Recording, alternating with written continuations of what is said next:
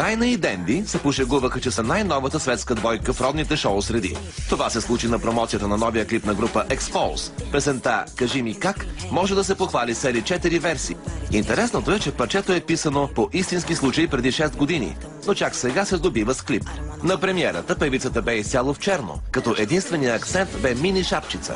Светлю не й остана длъжен и изненада феновете с напълно бял стайлинг и нестандартни очила. Оказа се, че и това е умишлено. Относно визия, относно клипове, относно парчета, вкуса ни е толкова еднакъв вече, че няма как. Плюс това той е сценарист на целия клип и аз му казах: прави с мен каквото знаеш.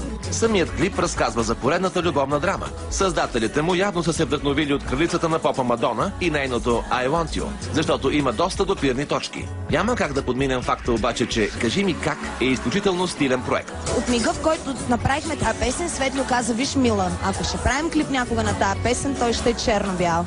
И така остана.